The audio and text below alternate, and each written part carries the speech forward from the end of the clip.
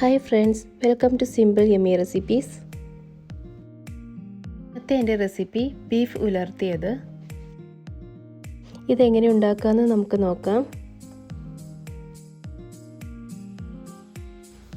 ഞാനിവിടെ ഒരു 1.5 കിലോയോളം ബീഫ് കഴുകി വൃത്തിയാക്കി വെച്ചിട്ടുണ്ട്. ഇതിലേക്ക് നമുക്കിനി 1/4 ടീസ്പൂൺ മഞ്ഞൾപ്പൊടി, 3/4 ടീസ്പൂൺ മുളക് പൊടി,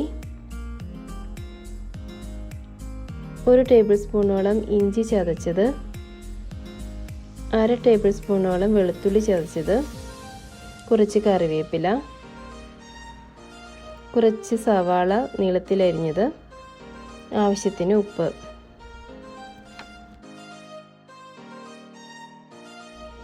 ഇതിനി നമുക്ക് നന്നായി കൈകൊണ്ട് തന്നെ തിരുമ്മി യോജിപ്പിച്ചെടുക്കണം. ഇറച്ചിയിലേക്കെല്ലാം ഈ അരപ്പ് നന്നായി പിടിക്കണം.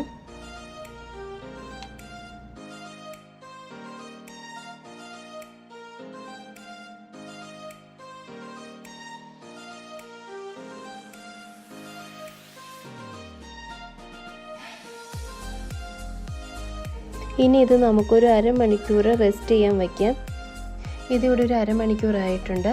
ഇനി നമുക്കിതൊരു കുക്കറിലിട്ട് 3-4 വിസിൽ കേൾപ്പിക്കണം. ഇനി നമുക്കൊരു പാൻ അടുപ്പത്ത് വെച്ച് ചൂടാക്കി അതിലേക്ക് കുറച്ച് വെളിച്ചെണ്ണ ഒഴിച്ചു കൊടുക്കണം. അതിലേക്ക് പിന്നെ 1/2 ടേബിൾ സ്പൂൺ കടുക്, ചതച്ച് വെച്ചിരിക്കുന്ന വെളുത്തുള്ളി, ഇത് ഏതാണ്ട് ഒരു 1.5 ടേബിൾ സ്പൂൺ വരും. അതുപോലെ 2 ടേബിൾ സ്പൂണോളം ഇഞ്ചി ചതച്ചത്. ഇത്രയും ഇട്ട് ഒന്ന് വഴറ്റിയെടുക്കാം. അതിൻ്റെ പച്ചമണമൊക്കെ ഒന്ന് മാറി ചെറിയൊരു ഗോൾഡൻ ബ്രൗൺ ഷെയ്ഡ് വരുന്ന വരെ നമ്മളൊന്ന് വഴറ്റി കൊടുക്കണം. ഇഞ്ചിയും വെളുത്തുള്ളിയും വഴന്നു വന്നിട്ടുണ്ട്.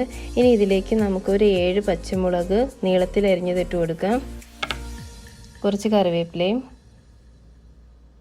ഇത് നന്നായിട്ടൊന്ന് വഴറ്റി കൊടുക്കണം. പകുതി മൂത്ത് വരുമ്പോഴത്തേനും നമുക്ക് സവാള ഇട്ട് കൊടുക്കാം. ഇനി നമുക്കിതിലേക്ക് സവാള അരിഞ്ഞത് ഇട്ട് കൊടുക്കാം. ഇത് 2 മീഡിയം സൈസ് സവാള നീളത്തിൽ അരിഞ്ഞതാണ്. ഇനി ഇത് നമുക്ക് നന്നായി ഒന്ന് വഴറ്റി കൊടുക്കാം. ഇത് നല്ല സോഫ്റ്റ് ആയിട്ട് വരുന്ന വരെ വഴറ്റണം.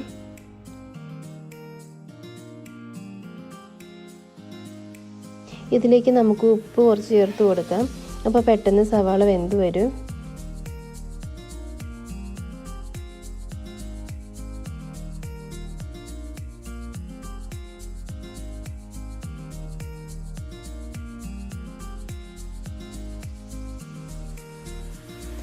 സവാള ഇവിടെ നന്നായിട്ട് വഴന്നു വന്നിട്ടുണ്ട്.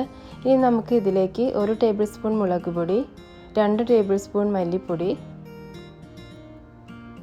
1/4 ടേബിൾ സ്പൂൺ മഞ്ഞൾപ്പൊടി, അതുപോലെ 1.5 ടേബിൾ സ്പൂണോളം ഗരം മസാല, അത് ഞാനിവിടെ പൊടിച്ചെടുത്താണ്, അതും ചേർത്ത് കൊടുക്കണം.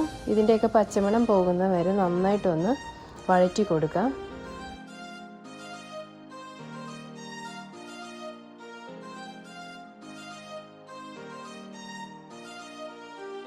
ഇതിലേക്ക് നമുക്ക് കുറച്ചുകൂടി വെളിച്ചെണ്ണ ആഡ് ചെയ്ത് കൊടുക്കാം.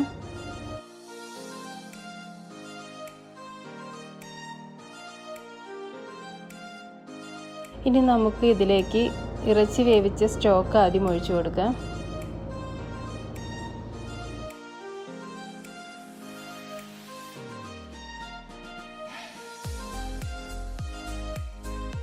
ഇതിലിട്ടിരിക്കുന്ന മസാലയെല്ലാം ഈ വെള്ളത്തിലൊന്ന് കുതിർന്ന് ചെറിയ കുറുകിയ പരുവത്തിൽ വന്നു കഴിയുമ്പോൾ നമുക്ക് വേവിച്ചിരിക്കുന്ന ഇറച്ചിയും കൂടി ഇട്ട് കൊടുക്കാം.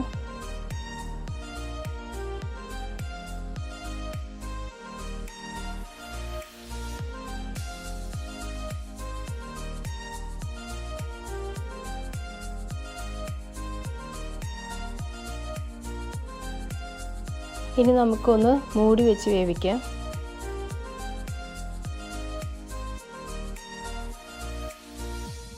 ഇടയ്ക്ക് ഇതൊന്ന് തുറന്ന് നോക്കി നന്നായിട്ടൊന്ന് ഇളക്കി കൊടുക്കാം.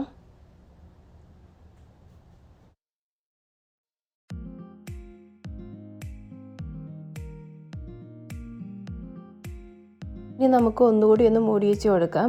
ഇതിൻ്റെ വെള്ളമൊക്കെ ഒന്ന് വറ്റി കുറുകി വരണം. ഇനി നമുക്കിതൊന്ന് തുറന്ന് നോക്കാം.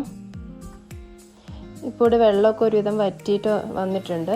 ഇനി നമുക്ക് തുറന്ന് വെച്ച് തന്നെ ഇളക്കി പരട്ടിയെടുക്കണം.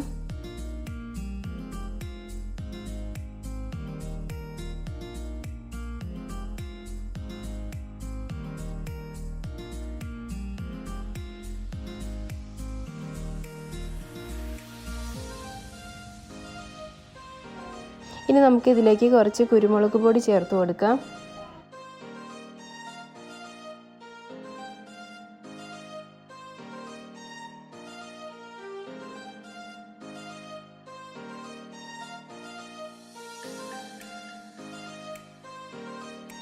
അങ്ങനെ നമ്മുടെ ബീഫ് ഉലർത്തിയത് ഇവിടെ റെഡി ആയിട്ടുണ്ട്. ഇതെല്ലാവരും വീട്ടിലുണ്ടാക്കി നോക്കുക, തീർച്ചയായും ഇഷ്ടപ്പെടും.